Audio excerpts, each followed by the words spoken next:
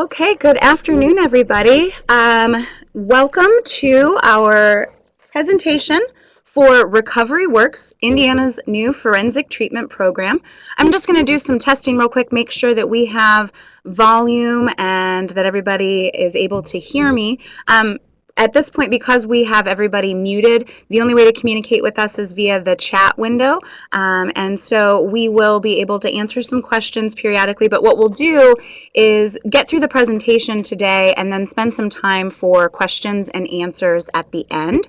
And again, this is being recorded so that we have the ability to present this for future viewing.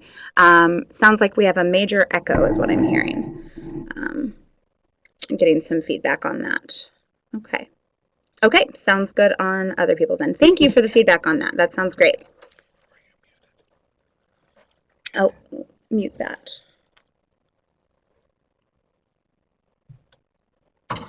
Perfect. Technical difficulties here. All right, maybe this should work now. Okay, perfect. So again, this is for information on Recovery Works, which is our new Indiana Forensic Treatment Program. Good, I'm getting that we sound better. Fantastic. I would hate for you guys to spend the next hour listening to me echo. And so who you are listening to at this moment, I am Sarah Kozad. I am the Assistant Deputy Director for Adult Services with the Division of Mental Health and Addiction. And I also have with me today Angela Borman. She is our Project Director, and she's going to be helping me with the chat responses and answering questions for you guys again as we do our question and answer toward the end. So without further ado, let's go ahead and get started discussing Recovery Works. The reason we are talking about this to begin with is because we know that over the last several decades, we have had some issues with funding related to treatment for persons with mental illness. We have a little snippet here from the Indianapolis Star well over a year ago talking, a sheriff was talking about county jails and how they've become the insane asylums for Indiana as our state inpatient care for mentally ill has disintegrated. And again, what we know is that we have had some flat funding and some defunding. And this is not just a problem in the state of Indiana. This is a national issue. And so we are very, very excited to be talking about some solutions to this really critical problem. So when we talk about the numbers and why this is an issue of importance to all of us here in Indiana, and again, as a nation, there are over 650,000 people released annually from incarceration on the national level. And just Indiana alone releases 18,000 people from the Department of Corrections a year. We know that our criminal justice system is the largest referral source to substance abuse treatment. And even more importantly, our numbers are going to be going up because of new legislation. There are an estimated 6,500 people who are level 5s and 6 that are going to be diverted from the Department of Corrections. So whereas they were able to previously be incarcerated in the DOC, they will be in the community. And so we're talking about a disproportionate number of folks that we're going to need to serve who are no longer going to be in the Department of Corrections. So this is a good thing because we know that there is a, again, disproportionate number of folks who are incarcerated who have serious mental illness and addiction disorders. So let me just help you understand the numbers that we're talking about. If you look at this general public statistic, the prevalence of a person with serious mental illness in the general public is 5.4%. And what we're talking about when we say serious mental illness are adults who are defined by SAMHSA as persons age 18 and over who currently or at any time during the past year have had a diagnosable mental, behavioral, or emotional disorder of sufficient duration that meets diagnostic criterion, so our DSM, which results in a functional impairment, which substantially interferes with or limits one or major life activities. And so when we're talking about people who have serious mental illness based on that definition, general public, 5.4%. And what you'll see above is the numbers of persons who have serious mental illness in jail, in prison, and who are on probation and parole. And so what you'll see is the number of general public is much lower than the number who are represented in incarcerated settings. 14.5% of men who are in jail have a serious mental illness. even more staggeringly, 31% of women in jail. So that is 6 times the general prevalence rate for persons with serious mental illness. Even more, again, we're talking 16% of persons who are in prison have a serious mental illness, and then of those who are on probation and parole, 9% and 7% respectively. So we are talking about people who are being incarcerated oftentimes due to mental illness. In addition to the statistics on mental illness, we're talking about addiction disorders. Again, general public, the prevalence for addiction disorders in the general public is 8.8%, which is a pretty large number. The SAMHSA definition for an addiction disorder, we are talking about substance use disorders that occur when the recurrent use of alcohol and or drugs causes clinically and functionally significant impairment, such as health problems, disability, and failure to meet major responsibilities at work, school, or at home. When we are talking about persons who have addiction disorders in our state prisons and our federal prisons, we're looking at 53% of persons in the state prisons have an addiction disorder, and 45% of federal prisoners have an addiction disorder. When we talk about persons who return to prison, that number goes up even more at a 75% rate of persons who are returning to prison have an addiction disorder. And finally, when we're talking about jail inmates, 68% of those persons have an addiction disorder. So again, the numbers are disproportionate, and we are incarcerating people often because of mental health and addiction disorders.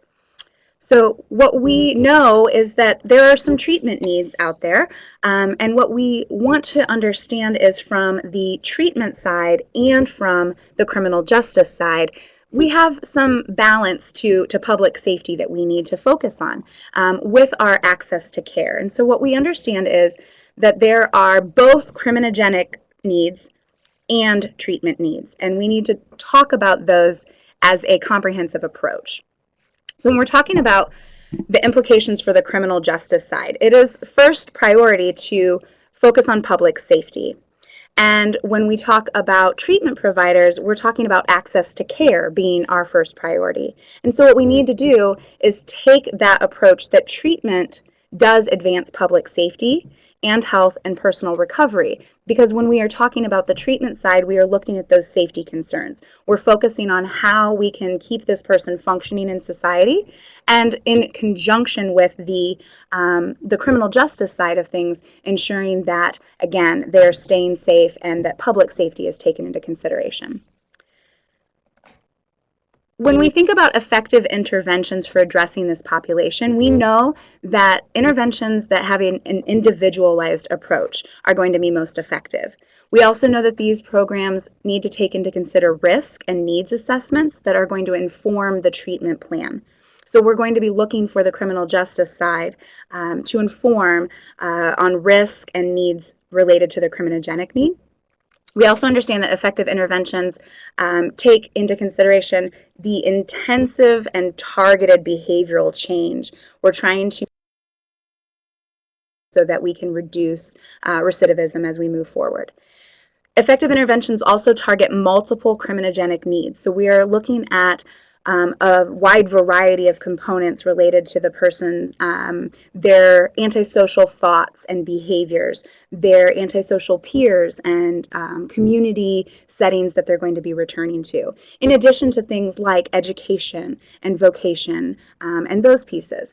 We also understand that effective interventions target higher risk offenders because they have an increased benefit, which we know the research supports.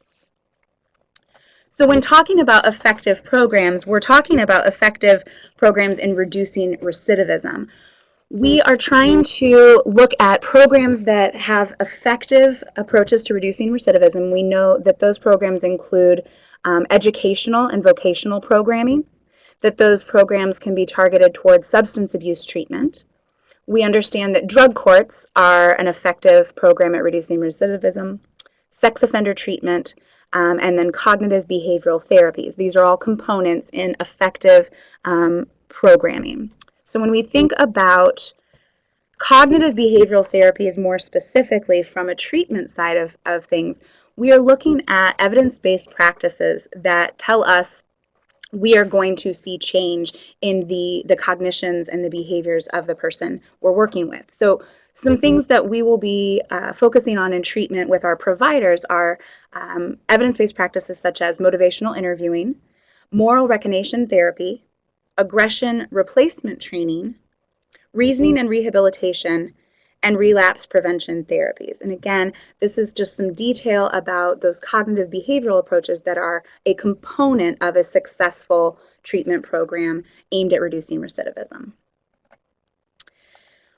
We keep talking about recidivism reduction and treatment. And so what we want to kind of focus on for a split second is recidivism. What we know to be true is that there are many definitions of recidivism, and that is something that we are actually working on as part of the legislation, is to determine the definition of recidivism so that we have something to measure.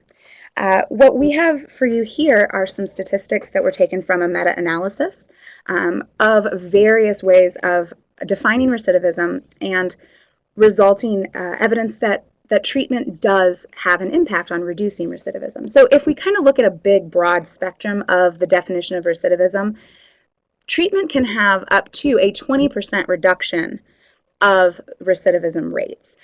But when we look at kind of some varying definitions here, reduction in felony reconvictions is one way to measure recidivism for general offenders. And treatment has shown that we can have a reduction of recidivism at 8.2% for felony reconvictions.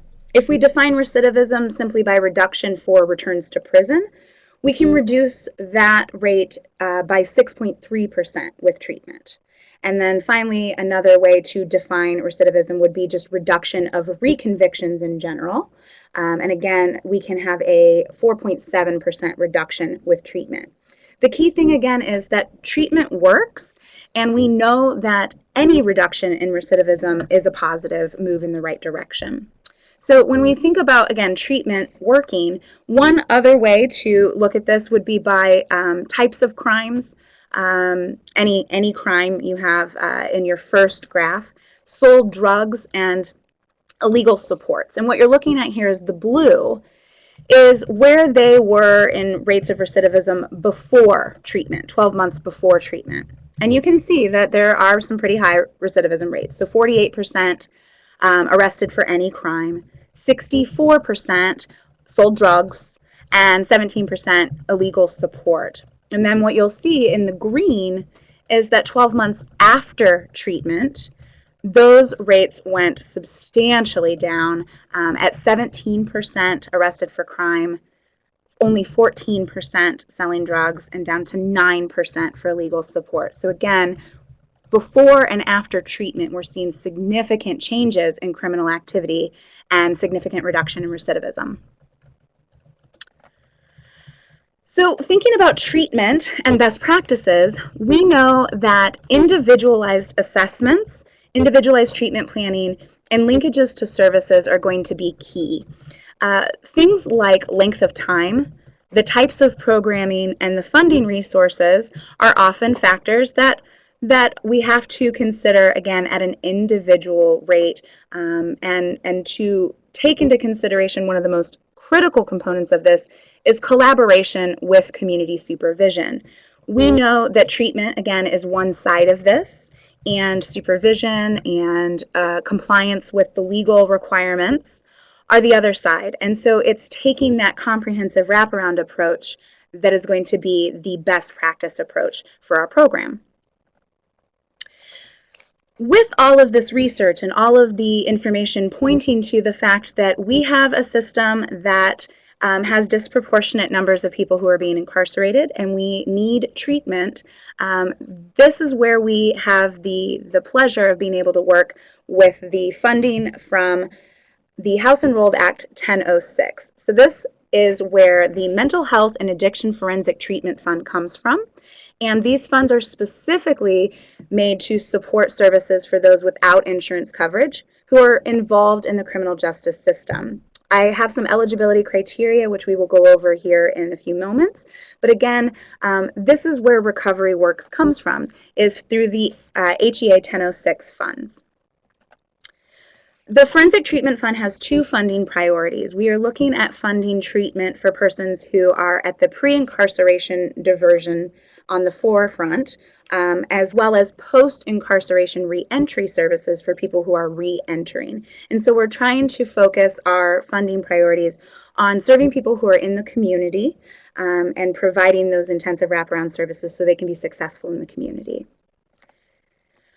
Recovery Works reimbursement process is going to be done through a voucher system. And so what we're doing is voucher reimbursement for the service.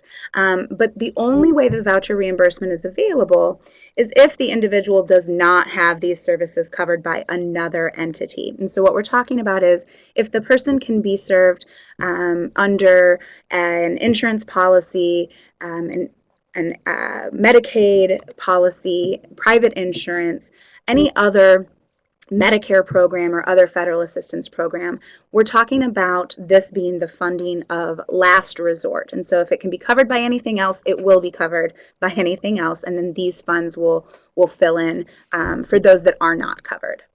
And so we have an asterisk here by the Medicaid program. I do want to just speak to the fact that if the service is covered by Medicaid, the billing agency may qualify for a reduced rate payment, which is equivalent to the agency's Medicaid match. And what this really means for the provider is we want to incentivize them to get people enrolled in Medicaid, have coverage based on the other resources available, but that we will also pay for the match that that agency is responsible to pay out of our funds to, again, incentivize the providers to go ahead and get them coverage, which will allow our funds to be spread further because we will be maximizing the other coverage available.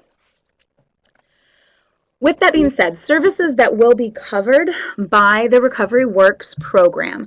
We have a list here, just kind of an overarching list. Providers are being given a very detailed manual with very specific services outlined, who can bill for them, what the billing rate is, and all of that will be detailed for the service providers. But just for the referring side, you'll be able to know that people will receive things like mental health and substance use assessments, psychiatric evaluations, ongoing individual, family, and group therapy and skills, case management. A very large part of this is about medication-assisted treatment, detoxification services, psych meds. There will be some prior authorization procedures to ensure that we are maximizing the funds and that everything is clinically and medically necessary. We will also be providing supportive services like employment and transitional housing, community resource support services, peer recovery services, transportation, often services that are not covered traditionally by your Medicaid and private insurance providers, but that are often a barrier to access to treatment. And so we want to see some of these as kind of barrier buster services so that we can get the folks to services consistently and intensively so that we can see the successes that we know come with treatment. When we think about the process flow of how kind of the big picture works here related to referring, there's going to be the basic process of an eligibility screening. And again, I'll give you the criterion here in a second. But it is the criminal justice provider, the criminal justice side, who will be looking at whether or not this person is eligible to participate in the program. We have very, very clear eligibility criteria. Again, I'll go over those in a few moments. Once that has been determined, yes, this person is eligible for the Recovery Works program, then either from the pre-conviction diversion, post-conviction diversion side, or the post-incarceration reentry side, the referrals can come from that criminal justice provider. The referral goes to a treatment provider who will complete an assessment for mental health and addiction forensic treatment services. When that treatment provider assesses, and we'll get into some details of what that looks like, they will then provide service recommendations to the criminal justice provider who referred. That will then be translated into what we're calling an individualized recovery plan that has the corresponding treatment services that we are recommending, or the provider is recommending for the referred person. And then that kind of final piece is where the treatment provider and the referring criminal justice provider are going to have ongoing collaboration on the program progress and the participation in recovery works. And so again, this is very high level, and we'll go into some more specific details as we go on. So the recovery works referral process, in some detail here. This is again coming from the criminal justice side. So this person is working with you, they are in some type of diversion program, or they are in community supervision, they're re-entering, and you think that this might be a good approach for this person. The kind of, again, high-level piece is that there will be an eligibility screening. We will ask that the criminal justice provider collect some supporting documentation to accompany a referral. We are asking that the criminal justice provider assist the participant in selecting a treatment provider and then complete a referral form. The criminal justice provider will then submit that referral form and the supporting documentation to the treatment provider that was selected, and then the criminal justice provider will wait for feedback from that treatment provider and will review the individualized recovery plan that the treatment provider sends back to the referring criminal justice provider. So let's go into some detail about this. Eligibility criteria, very basic, and this is set by the statute. If you answer yes to the eligibility questions that are listed here, then your participant is eligible for the Recovery Works program. So first and foremost, are they a resident of Indiana? Yes, they are eligible. Are they at least 18 years old? Yes, they are eligible. Does this person have a member of a household with an annual income not exceeding 200% of the federal income poverty level? We will give you some kind of a cheat sheet on our referral form related to what that amount is. We are accepting that, yes, this person has provided you with information. Maybe it's, a Work One office or something like that that says that they meet the criteria here. And then finally, has the individual entered the criminal justice system as a felon or with a prior felony conviction? And that is the key, is that they are currently involved in the criminal justice system with a current felon or a prior felony conviction. If you answer yes to these questions, then this person is eligible for our program. Moving on then, the referral documentation. What we have asked is it reasonable and realistic that we could have criminal justice providers supplying some supporting information along with the referral? And I've been told by people that I've been asking that yes, that's completely reasonable and acceptable. And so what I've asked is for you all to think of what are going to be the key supporting documentation that you think should accompany your referral. I put some ideas up here, but really what we're asking for is any supporting legal documentation that will help to inform the overall biopsychosocial assessment process that the treatment provider will take on. So at the base level, we're asking for an IRAS. We believe that is the tool that the system is utilizing. There's evidence-based that supports that as an informative tool to help us with our treatment planning. And so we're asking that people who are using the IRAS submit that along with the referral.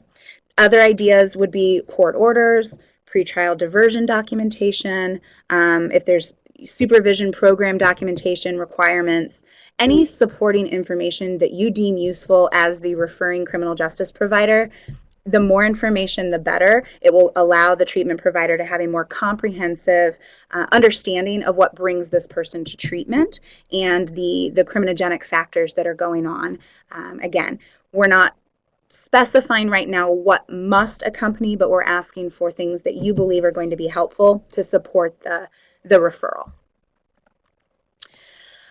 Recovery Works designated treatment providers. The way that you will refer to a provider is through some basic things that we have set up.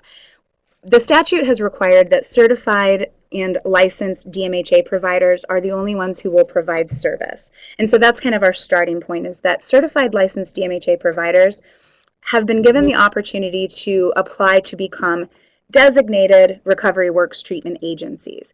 And so we are currently in the process of reviewing those applications, and we will have a website forthcoming where you will be able to access the current and most up-to-date list of all approved designated recovery works treatment agencies. And so, again, we will be updating this and putting this out for anybody who can access our website, and those agencies will be added ongoing. Right now, we are weeding through several applications that have come in the last week, and those will continue to come. What we're asking providers to do is assess their capacity to accept the referrals and to assess their training needs for their individual providers. And so if you are hearing from somebody that perhaps you've already been working with on the treatment side, and they're talking with you about this program, again, let people know that if they have questions about becoming a designated recovery works treatment agency, that they can reach me and get more information, because again, the key is that anybody who can apply, it gets this information and has the option to do so. So one question you might be asking as a criminal justice referring person is, what if my typical referral source is not a designated provider? And this might be the case. And what we want you to know is that criminal justice providers may refer to whomever is your preferred choice. What we do want you to understand is the vouchers can only be used to pay for services that are provided or contracted by a designated recovery works provider. Okay, so again, treatment providers will be applying, they will become a designated recovery works provider in our application process, and if there's anybody that you believe should be that isn't, then we will go ahead and talk with them about becoming one. And again, the statute has stated that we are only able to allow DMHA certified providers into our pool of approved providers. The referral form specifically is just a quick front and back form, and what I've done is just given some screenshots here for you to give you the overview of what you're going to see on the referral form. So again, criminal justice person has decided we have made the eligibility requirements, this person fits, and so you're going to start filling out the referral form. You'll see at the very top of the referral form is the eligibility requirement. So we're just asking for you to verify in the checkboxes that this participant does meet the 4 requirements. And then you will sign and put your name there that says that you went ahead and verified this. The next piece of the referral form is where the name of the participant being referred will enter their name and express understanding that they are being referred to Recovery Works. This is just a statement of the process. Again, understanding that there are a number of providers who are qualified to provide the services, and that they will likely interact with multiple providers throughout the participation, but there's one kind of primary agency that is going to help them get started and manage everything. And so this is the agency to whom the criminal justice provider has referred. And so what we have here is that forensic treatment provider agency, their phone number, and then the information that was sent to the agency. You'll see down here that there will be a list of the website, but again, that website is forthcoming, and so we will have that updated by the rollout and start date. Continuing on the referral form, this is just a section where the person is saying, I understand that if I find the above agency does not meet my needs, I will speak with my criminal justice provider and find a new provider who does meet that person's needs. And so this is basically a release of information kind of starting point that says, this is where we're beginning. The name of the referring criminal justice provider agency, so whether this is community corrections or probation or the sheriff's office, that's what we're talking about here. And then the email, we figure, is probably the easiest contact piece for the referring agent. So basic information about who's making the referral and basic information about the participant being referred. So that was the many screenshots of the actual referral form. Again, it is a front and back little piece of paper, quite simple to complete. That referral form will then be submitted to the provider who's been selected. The designated Recovery Works provider has some expectations that when they sign up to become a Recovery Works provider, they are agreeing to. And so I just want you guys to all, as the referring side, to understand what the expectation is for the treatment provider. So we are asking that they accept the referral form from the criminal justice provider and that they contact the referred participant within 2 business days to schedule the assessment. I do want to note this caveat here that the treatment provider will not schedule an assessment until they receive the supporting documentation and the completed referral form from the criminal justice provider. So again, a referral form without anything to support that legally about why this person is being referred is not going to be sufficient. And so I'm leaving it very open for the referring agent to determine what's going to be the most important documentation to supply. However, just the referral form by itself is not going to be sufficient. So if you're using the IRAS, again, we would like the IRAS. If you're not using the IRAS, whatever you're using that determines, again, what this person is involved in the system, what their supervision requirements are, whatever is going to help our treatment provider make a nice, comprehensive, informed assessment. So once the treatment provider receives the referral form and the supporting documentation, again, they are expected to reach out and schedule within 2 business days. We are asking that they offer an appointment to the participant within 5 business days of the referral.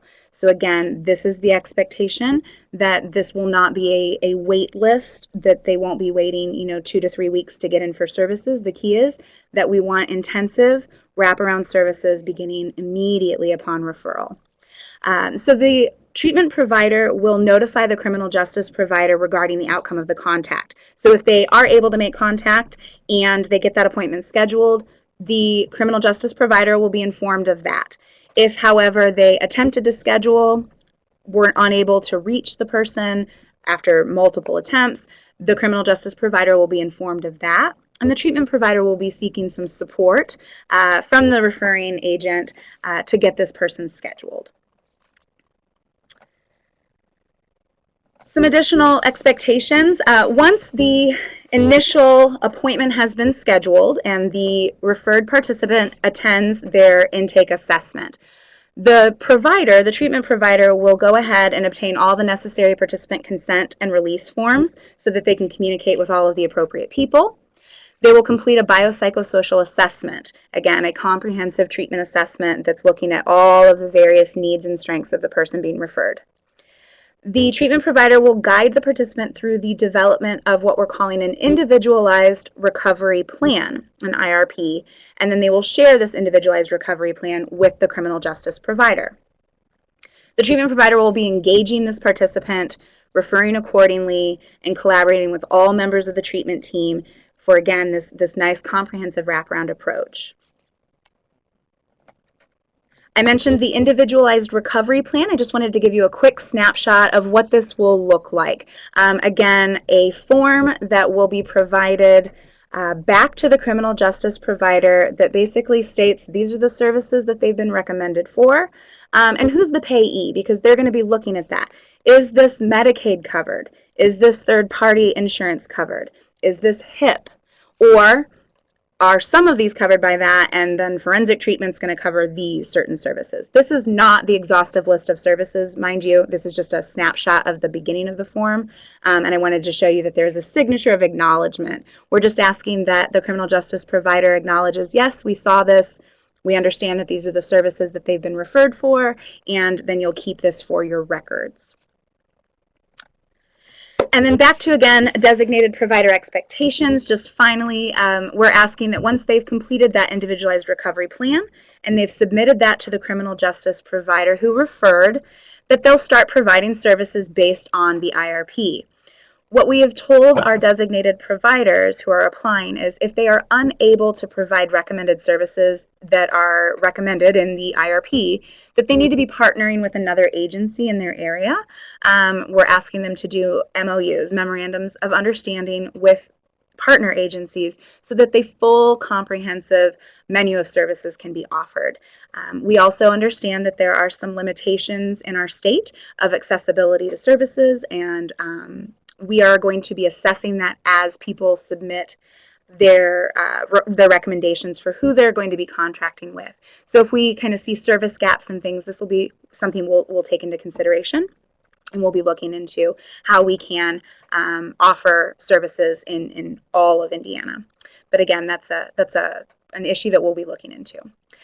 So provider expectations, again, they will submit billing through what is our WITS system. WITS stands for Web Information Treatment Services. It is a voucher system that will allow our providers to go ahead and get reimbursed for the services they are providing under the program funds. And so with the claiming for vouchers, we are also expecting that all treatment providers maintain an ongoing record of all the contact and attempted contacts with the participants who've been referred, and that those providers communicate frequently with the criminal justice provider. Again, the way that this works is that everybody is communicating and doing the collaborative process to ensure the success of the participant. So, as I said, ongoing collaboration is going to be our key focus here, is that the criminal justice provider and the designated Recovery Works treatment providers will determine the best method of communication for them. We understand that at your local level, a lot of you already have some really successful partnerships and you already have things that are working. And so what we don't want to do is ask anybody to reinvent the wheel. We want you to do what's working and keep doing more of it. And if you need to tweak some things, then this would be a great opportunity to have those conversations. So what we're asking is that you guys determine this as your local partnership. Are weekly calls going to be sufficient? Should we be doing some very specific monthly written reports? Would it be most beneficial to have weekly face-to-face staffings where we sit and we talk about all our participants? The key is that you at the local level, partnering together, criminal justice side and treatment provider side, figure out what's going to work best for your system. And we will, again, support whatever that is and what that looks like as we continue to develop and really button down the program. So with that, I just want to kind of remind everybody, the funds for Recovery Works, Indiana's forensic treatment program, has a very specific purpose set out by statute. And so as a reminder, Recovery Works, what it is and what it is not. Again, it is a funding source for treatment for those who are involved with the criminal justice system. The Recovery Works funding source is a supplement to community supervision strategies that will decrease recidivism. So we have, in addition to the community supervision strategies, we have treatment. Also, it is access to individualized treatment and recovery services. This is a participant who is referred for their own unique needs, and that everyone who is assessed will be given an individualized approach to treatment and recovery. We know that cookie cutter treatment does not work. We know that evidence-based research supports that very tailored, intensive behavioral change programs are what we need in order to reduce recidivism. And so, as a reminder, what this program is not. It is not a diversion or reentry program. It is not a standalone solution to community placement for forensic populations. And it is not a punitive measure as discipline for criminal acts. This is treatment, and it is supposed to be a supportive process to ensure that we are assisting our participants in finding new paths and finding that path to recovery. And so with that being said, I do want to just give you guys a brief timeline before we open it up to questions. This timeline, we are in the middle of it, actually. On August 18th, we did send out our initial memo to all of the eligible treatment providers. Again, anyone who is a certified DMHA provider. And so they were given the information.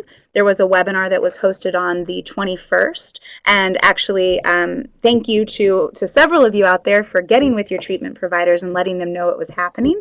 I did receive some calls saying, you know, my community corrections person was letting me know I should be involved in this. And so I very, very much appreciate all of the word out there that helped to make that turn out a successful one.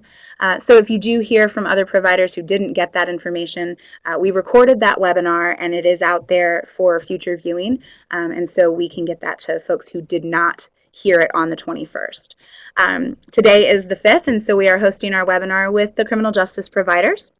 And again, this is being recorded, and so we will be able to get this out for future viewing for anyone who was not able to join us on the call today.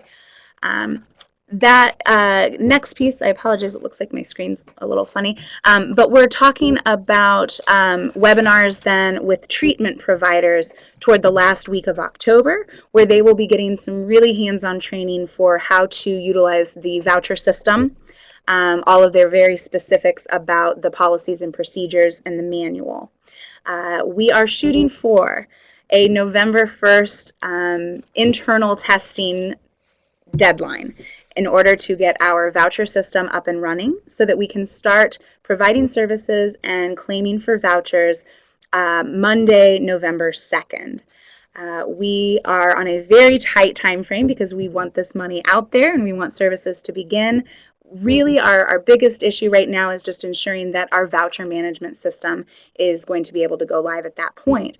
But we are working very diligently with our vendor to ensure that that deadline is a reality. So with that being said, we have just shy of 20 minutes to start going through some questions. I have put my email and Angie Borman's email up on the screen for your information if you have questions beyond the time we go today. So with that, let's start with our questions. Looks like we've got several going. So, all right, I'm going to jump in. Good afternoon. I'm Angie. So we had several questions concerning insurance and kind of how will I know what's covered? What about partial insurance coverage? And if they have HIP 2.0, does that disqualify them? So let me just kind of clarify how the insurance works. So once you refer your client to the treatment provider, it's the treatment provider's responsibility to kind of connect them with the insurance possibilities. Are they eligible for Medicaid? Are they eligible for HIP 2.0? Do they have partial coverage through a private provider? And so that that does relieve you from that system of checking out what their insurance looks like and does that disqualify them and all of that stuff. So don't worry about all of the insurance, questions and possibilities. We're taking that off of you and putting that on the treatment providers because a majority of them kind of have navigators in their system and have a little bit more experience with it, and we can put that on them. If they have HIP 2.0, it does not qualify them. The beauty of this system is that this fills in the gaps of what insurance does not cover. So there are things like transportation and housing, medication-assisted treatment, those kind of things that most insurance providers don't cover. This program is going to cover those. So this is really that gap service that ensures that our folks are getting treatment that isn't covered by insurance. So that's the beauty of this program. So your folks aren't going to be disqualified just because they have insurance. There were several questions about transitional housing and halfway housing and what makes them certifiable. So you're right in that we do not certify our housing providers. So a transitional house is not going to be certified. A halfway house is not going to be certified. This is when those MOUs are going to come into play with the treatment providers that you're referring to. So that's how that's going to be played. As far as a definition for transitional housing, we are in the process of finalizing our definitions. As soon as we have that website up and running and posted, we will post all of those to the website.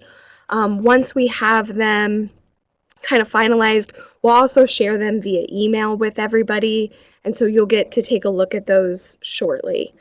So got that covered.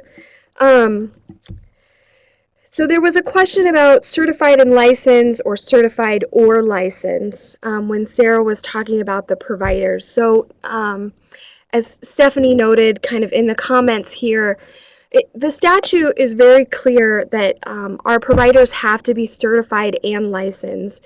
DMHA has a process where we certify all of our providers, and within that, and let me take a step back. We certify all of our agencies, and within that, we have licensed providers. So the individuals are licensed, and our agencies are certified.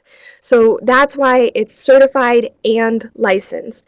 And so I want to clarify the language a little bit, that it's certified and licensed.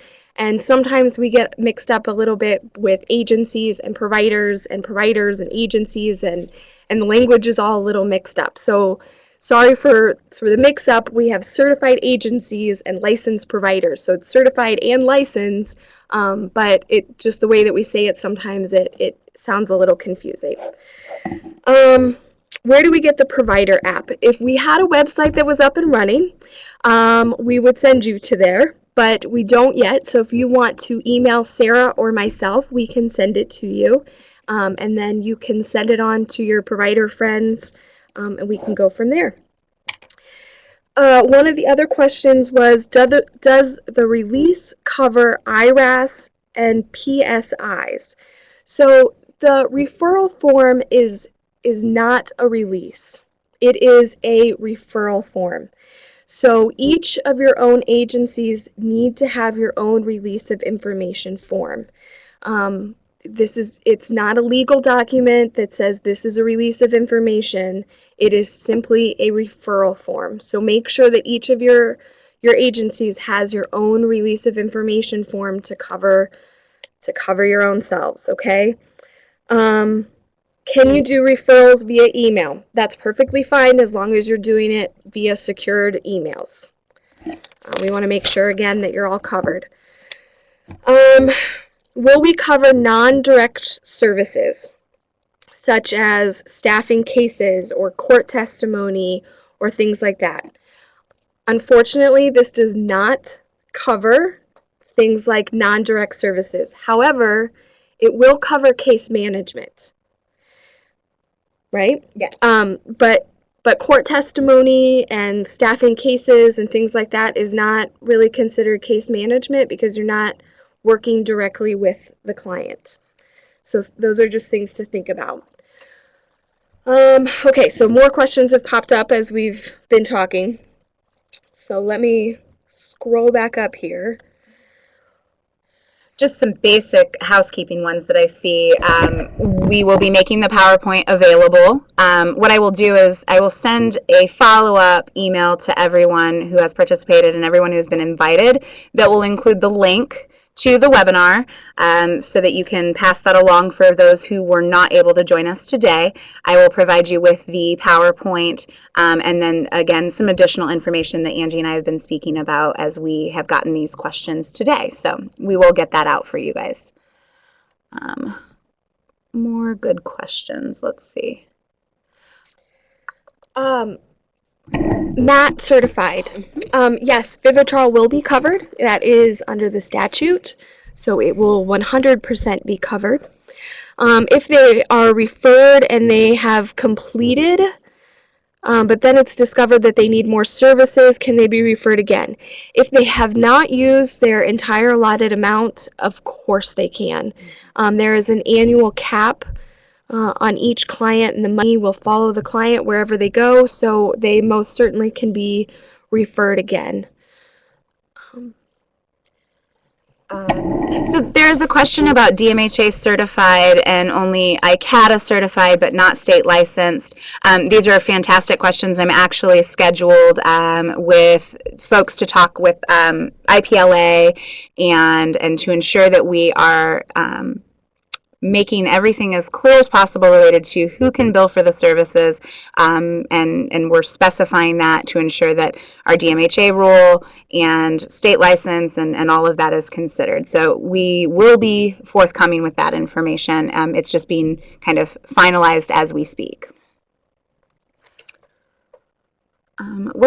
Question is, what is criminal justice agency's responsibility to assure all eligible offenders are referred? And that's a phenomenal question that I haven't actually received before, but we want to ensure that if you believe that this person has mental health and substance use disorders, that you consider them as potentially eligible for referral.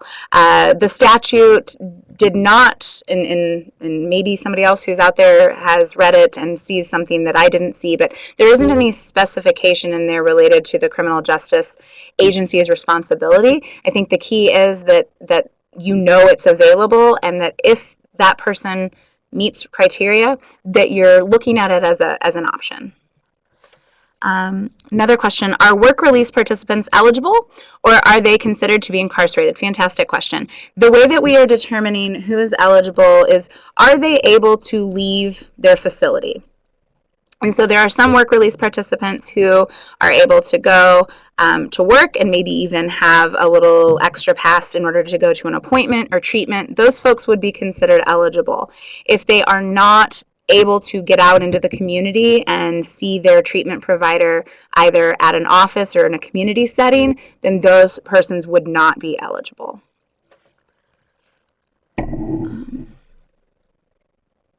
Okay, a question is, what is the state doing with regard to rural communities where services are unavailable or no agency applies, given that this is funding of last resort to reach the gaps? Again, fantastic question. What we are trying to do is ensure that as we receive applications, we're kind of plotting those to see what areas are going to be covered. We are asking that criminal justice providers, again, talk with the treatment providers in your area about whether they are signing up to be Recovery Works designated providers. And related to the specific services where there aren't any available, this is again what we are just collecting data. We are going to be researching to see what those barriers are. We are entertaining some thought and some ideas about telehealth and telecommunication. That is not going to be rolled out at the beginning. Maybe we're looking at year 2. But we are taking those things into consideration, and we're just kind of doing an assessment as we start to roll things out. But we are aware that there are some gaps and just some limited availability to resources in those rural areas. So if you do have suggestions, we are very open to receiving your feedback and your suggestions, because you know what works in your area and what's not. And so we look to you as the experts on your local community. The next question is, how is housing covered? Housing is one of the services that it's housing assistance is what the service is called. So again, we'll be sharing the service definition so that you can have a better understanding of how it's covered. It will be a daily rate, and we'll be doing it that way. So I'm not really sure what exactly you're looking for that question. The next one is case managers. Yes, case managers will be a service that's covered. We understand that it is a bachelor's level and not a license level, but it will be a service that's covered. The annual cap hasn't been officially decided yet. We are looking at $2,500 per individual, but that's not the official number yet. So. And in addition to the cap, we are also talking about prior authorization processes, because we understand that if we, again, do a blanket statement that this is always going to be the case, then that's not individualized treatment and not individualized recovery focus. So we are setting caps, but we are also going to have a process for prior authorization, so that if they do meet that cap and they're engaged and it would be detrimental to their recovery if those services ended, we have the potential to then do some prior authorization approvals. If you have a local detox center, could that be certified if they are in a partnership with a CMHC agency?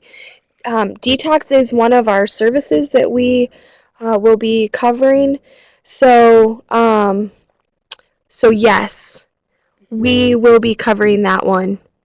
And so as far as our providers who offer detoxification services, we do have contracted detox providers that are certified by DMHA, and so those will be the ones who we're looking at.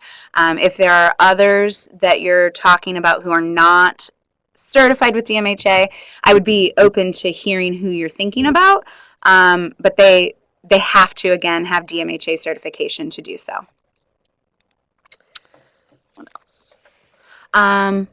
Oh, Chris Cunningham, sorry, I missed your question. Who will pay for indirect service? Okay, so that is a great question. I believe that it will be just kind of looked at just as any other service. The treatment provider has to do quality care, and if the care is medically necessary and it's covered by an entity, they can bill for it, and if it's just good care but it's not covered, then they'll provide the service as a non-billable service. But I do want to kind of specify with case management, when the treatment provider is coordinating care on behalf of the referred participant. So if that treatment provider is staffing the case with the supervision referring agent, and they're talking about how they're functioning and how they're progressing toward their recovery and how they're participating in treatment, and you're looking at the case and the care, that is case management and will be covered. So again, that collaborative piece where you're looking at how is this person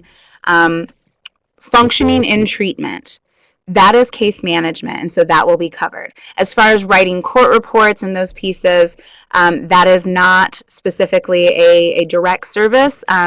It might be incorporated under the case management component if you're doing that collaboratively with the participant, and so those are the things that we're talking about. I hope that answered your question, Chris. Looks like, okay, great. We've got a question if there's not a local certified detox agency, and Stephanie was responding that yes, we can send people to different areas. Again, that's where we're kind of looking at as a state, finding out where the gaps are and what we can do. Transportation, again, is a service that we can cover. So if that's a barrier that there isn't a treatment provider in their local area and that perhaps they can get transportation to a nearby county, that's something that we could cover with the vouchers.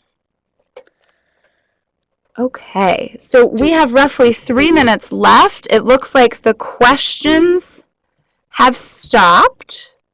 I'm not seeing any new. Oh, wait, I've got another one. Can a criminal justice provider who is DMHA certified able to both issue referrals and receive vouchers? Hey, that's a great question. I'm assuming if you're a criminal justice provider who is also certified as a treatment provider, we could look into that. Again, if you are going to be a treatment provider, you have to apply with us under DMHA. And so maybe that's a question that I would need some more information on. Why don't you reach out to us and we can have a conversation? Yeah, because that's an interesting question I've not heard before. Okay. Couple more people are typing. So, oh, okay, yes, we are aware that there are a few community correction agencies in Indiana who are also certified to provide addiction services in the state. Okay, so Stephanie's given us some feedback on that. Great. Okay, so we are reaching the close of our time today, and so I just want to thank everybody for your willingness to join us and take an hour out of your day to learn more about Recovery Works. We, again, are very excited about the opportunity to provide this program.